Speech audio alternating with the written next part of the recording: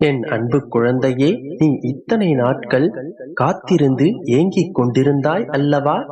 இதோ அந்த செய்தி வந்து விட்டது. மகிழ்ச்சியாகவே கேள் கண்மணி. இன்று இந்த நொடி நீ இத்தனை நாட்களாக பட்டுக் கொண்டிருந்த கஷ்டங்களை நீ மறந்து விடலாம். எதற்காகவும் பயப்படாமல் நீ தைரியமாக இருக்கலாம். வெகு நாட்களாக நிறைவேறாத காரியங்கள் இப்பொழுது இந்த கணம் உனக்கு நிறைவேறப் போகின்றது. நீ உன்னுடைய துயரத்தில் இருந்து விடுபடப் போகின்றாய். எனவே நீ வீணாக வருத்தப்படுவதை தவிர்த்து விடு. உன்னுடைய வாழ்க்கைக்கு நான் என்று பொறுப்பேற்று விட்டேனோ அன்று முதலே உனக்கான நல்லது அனைத்தையும் நான் செய்து கொண்டேதான் இருக்கின்றேன். உன்னுடைய வளமான வாழ்க்கைக்கு நானே பாதுகாப்பு. உனக்கான நல்ல வாழ்க்கையை நீ கேட்டபடியே அமைத்துக் கொடுப்பேன். வருத்தப்படாமல் பொறுமையாயிரு. கர்ம வினைகளின் பயன்களை இப்பொழுது நீ அனுபவித்துக் கொண்டு வருகின்றாய். பல இழப்புகளை நீ சந்தித்து விட்டாய். உறவுகளிடத்தில் துரோகங்களையும் அவமானங்களையும் சந்தித்து விட்டாய். பல எதிர்பார்ப்புகளை நீ கடந்தும் விட்டாய். நீ கடந்து வந்த கஷ்டங்களை சொல்வதற்கு வார்த்தைகள் இல்லை. ஆனால் எல்லாவற்றையும் மறந்து போவதற்கான காலம் நிச்சயமாக இதுதான். நீ இதன் பிறகு அனுபவிக்கப் போகும் நல்ல காலத்தில் உன்னுடைய அனைத்து துன்பங்களையும் வருத்தங்களையும் நீ நிச்சயமாக மறந்தே போவாய். ஏனென்றால் உன்னுடைய எதிர்கால வாழ்க்கையை நிர்ணயிக்கப் போவது நான். இனி நான் உன்னுடைய வாழ்க்கையின் தரத்தை மாற்றியமைக்கப் போகின்றேன். பல நல்ல திருப்பங்களை உன்னுடைய வாழ்க்கையில் நான் கொடுக்கப் போகின்றேன். உன்னுடைய குடும்பத்தையும் வம்சாவழிகளையும் செழித்து வாழ வைக்கப் போகின்றேன். எத்தனை துன்பங்களை நீ சந்தித்தாலும் எதையும் வெளிக்காட்டாமல் வாழும் உன்னுடைய நற்குணம் எனக்கு மிகவும் பிடித்திருக்கின்றது. பிள்ளையே, சிரித்துக்கொண்டே உன்னுடைய கண்ணீரை மறைத்துக் கொள்கின்றாய். எவ்வளவு நடந்தாலும் எதுவுமே நடக்காதது போன்று நீ நடந்து கொள்கின்றாய். எவ்வளவு கஷ்டங்களை நீ அனுபவித்துக் கொண்டிருந்தாலும் உன்னிடம் கஷ்டமென்று வருபவர்களை நீ விட்டு கொடுக்காமல் அவர்களுக்கான ஆறுதலை நீ அளிக்கின்றாய். நீ உடைந்து போய் இருக்கும் போது கூட மற்றவர்களுக்கு அவர்களுக்கான ஆறுதல் வார்த்தைகளை நீ கொடுக்கின்றாய்.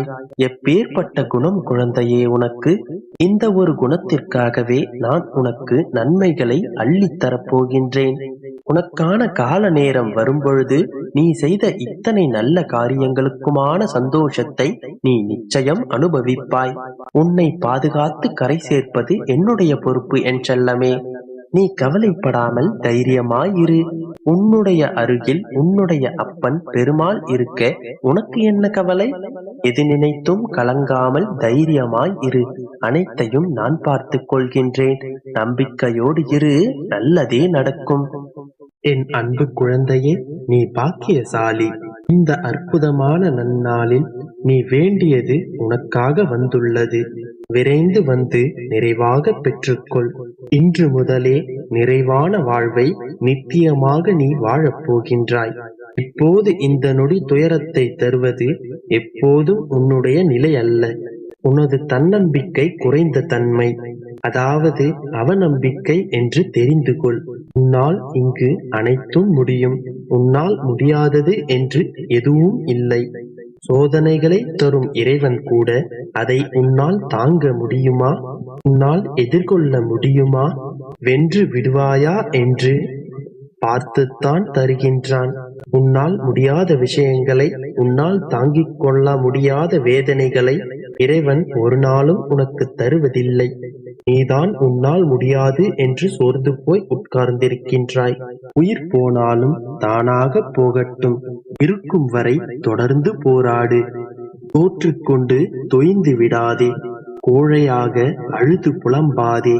நான் எப்பொழுதும் கூறுவது போன்று நீ இப்பொழுது இருக்கும் நிலை நிரந்தரமல்ல.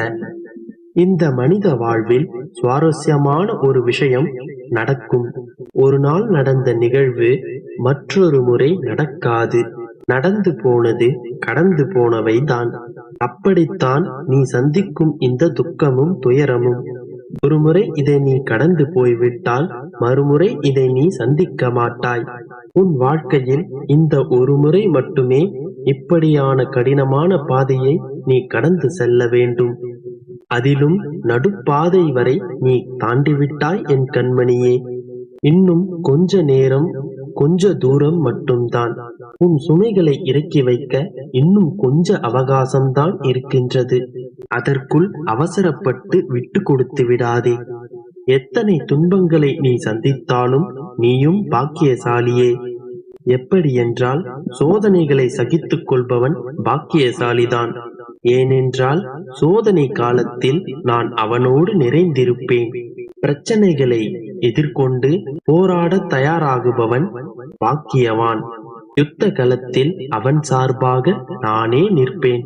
வாழ்க்கையில் இழிவுபடும் நேரத்தில் சகித்துக் கொள்ளும் தன்மையை கொண்ட நீ பாக்கியசாலிதான். இப்பொழுது புரிகின்றதா? நீ பட்ட அவமானங்களும் கஷ்டங்களும் வீண் போகவில்லை. எல்லாம் புண்ணியங்களாக உன் கணக்கில் சேர்த்து வைக்கப்படும். பொறுமையும் அமைதியும் சகிப்புத்தன்மை உள்ள அனைவரும் பாக்கியசாலிகள் தான். அவரவருக்கான பாக்கியங்களை அவரவர்கள் சேர்த்து கொண்டுதான் இருக்கின்றார்கள். இந்த வாழ்க்கை சில சமயங்களில் நீ விரும்பியதை தருவதில்லை. காரணம், நீ அதற்காக தகுதியானவன் என்பதற்கில்லை. அதைவிட சிறந்த ஒன்றிற்கு நீ தகுதியானவன் என்பதற்காகத்தான். அல்லது அதைவிட மேலானது உனக்காக காத்து கொண்டிருக்கலாம். ஒருமுறை இந்த அப்பாவிடம் நீ வந்துவிட்டால் உன்னை நான் இறுக பற்றிக்கொள். என் அன்பு குழந்தையே, நீ சிந்திய கண்ணீர், நீ பட்ட துன்பங்கள், உன் வலி வேதனை இங்கு சில மனிதர்களுக்கு சிரிப்பாக இருக்கலாம். ஆனால் உன் அப்பாவிற்கு தெரியும் அது என்ன வேதனை என்று. முதலில் நீ எல்லாவற்றையும் எல்லோரிடமும் பகிர்ந்து கொள்வதை நிறுத்து. ஏனென்றால் இங்கு எல்லோரும் உன்னை போல் இல்லையே. உன் சிந்தனைகளோடு அவர்கள் இல்லை. இங்கு ஒரு சிலருக்கு உன்னுடைய வேதனைகள் சந்தோஷமாக கூட இருக்கலாம். ஒரு சிலரோ உன்னுடைய சூழ்நிலையை இன்னும் சிக்கலாக கூட ஏற்படுத்தலாம். உனக்கு உன்னுடைய சிக்கல்களுக்காக ஆறுதலை சொல்வது போன்று சொல்லிவிட்டு மனதிற்குள் சந்தோஷமும் படலாம். அதற்காக யாரையும் நம்ப வேண்டாம், எல்லோரும் வஞ்சகர்கள் என்று அர்த்தமில்லை. யாரை நம்ப வேண்டும் என்று சற்று நிதானமாக யோசித்து நம்பிக்கை வை. எல்லோரிடத்திலும் எல்லாவற்றையும் பகிர்வதை நிறுத்து. அதனால் எந்த பயனும் ஏற்படாது. ஒன்றை புரிந்து கொள், அவரவர் வாழ்க்கையில் அவரவருக்கு 1000 பிரச்சனைகள் உண்டு. உன் பிரச்சனைகளை புரிந்து கொண்டு உன்னை வழிநடத்துவதற்கு யாருக்கும் நேரமும் இல்லை, விருப்பமும் இல்லை. அதிகபட்சமாக உனக்காக கண்ணீர் சிந்தவும் உனக்காக பிரார்த்தனை செய்யவும் சில மனிதர்கள் இவ்வுலகில் உண்டு. ஆனால் வெகு சிலரே உன் பிரச்சனைகளை தீர்த்து வைக்க முன் வருவார்கள். அவர்களிடம் மட்டும் உன் பிரச்சனையை பகிர்ந்து கொள். எவ்வாறு அவர்களை நான் கண்டு கொள்வேன் என்று கேட்டால், எவருடைய வார்த்தைகள் உனக்கு தீர்வு கொடுக்கின்றதோ, எவருடைய வார்த்தைகள் உனக்கு மன அமைதியை தருகின்றதோ, எவருடைய வார்த்தைகள் உனக்கு தன்னம்பிக்கை தருகின்றதோ, எவருடைய வார்த்தைகள் உனக்கு ஆறுதலாகவும் உன் ரணங்களுக்கு மருந்தாகவும் இருக்கின்றதோ, உன்னால் வெற்றி பெற முடியும் என்று யார் உன்னை நம்புகிறார்களோ அவர்களை நீ நம்பலாம். எவரிடம் பேசும்போது நேர்மறையான எண்ணங்கள் உன் மனதில் எழுகின்றதோ, எவரிடம் பேசி முடித்த பின் ஒரு நிம்மதியை உணர்கின்றாயோ, என்னாலும் முடியும் என்கின்ற ஒரு நம்பிக்கை துளிர் விடுகிறதோ, அவர்களை இறுக பற்றிக்கொள். இந்த உணர்வை தராத எவரிடத்திலும் நீ உன் விஷயங்களை பகிர்ந்து கொள்ளாதே. அப்படி செய்தால் உன்னுடைய சுமைகள் இன்னும் கூடிவிடும், உன் பிரச்சனைகள் இன்னும் நீண்டுவிடும். ஏனென்றால் நான் ஏற்கனவே கூறினேனே, உன்னுடைய பிரச்சனைகளும் வலிகளும் இங்கு சிலருக்கு சிரிப்பாக கூட இருக்கலாம். எவர் உன்னை பார்த்து சிரித்தாலும் யாருடைய வேதனைகளையும் பார்த்து நீ சிரித்து விடாதே. ஏனென்றால் நீ என் பிள்ளை. உன் வேதனைகளை அறிந்த நான் அதற்கான வழிமுறைகளையும் மருந்துகளையும் நிச்சயமாக தருவேன். யாரை நம்ப வேண்டும் என்று புரிந்து கொண்டாயா?